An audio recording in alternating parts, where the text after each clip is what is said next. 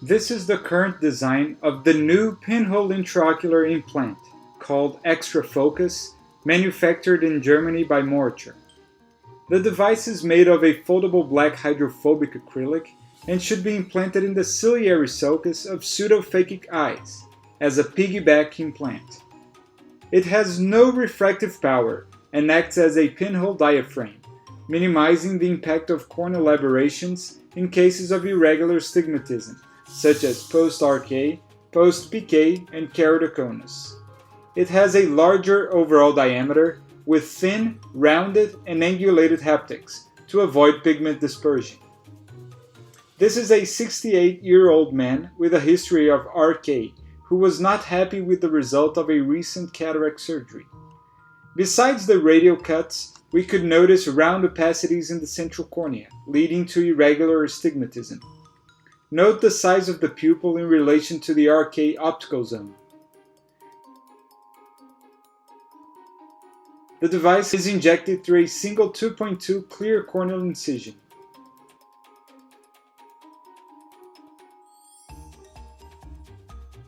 This is how the eye looks at the end of this 5-minute surgery.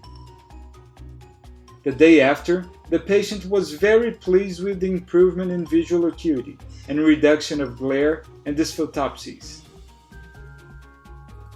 This 55-year-old woman with keratoconus was not happy with her vision after intrastromal rings and cataract surgery. In this case, we used a different injector, and the device unfolds nicely in the ciliary sulcus.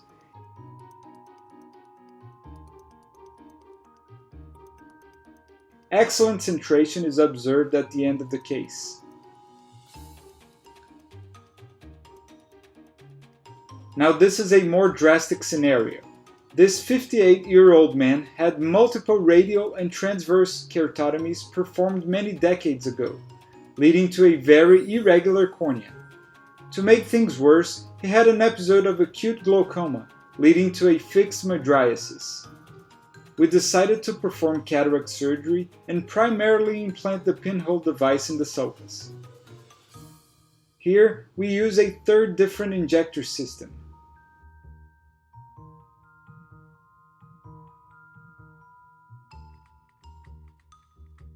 The device goes through a 2.2 mm incision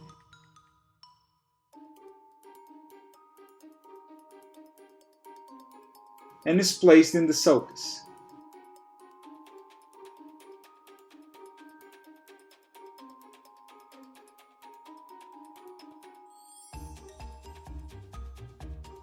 This is the aspect of the eye the day after.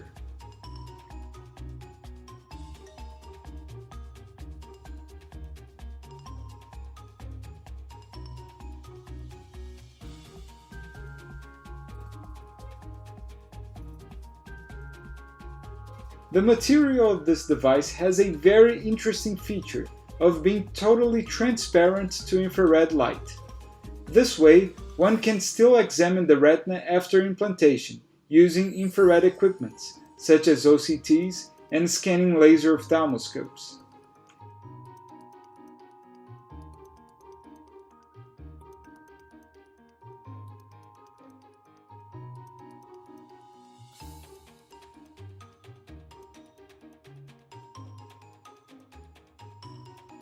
Here, with a modified infrared slit lamp, we can see the toric marks of the IOL behind the black implant.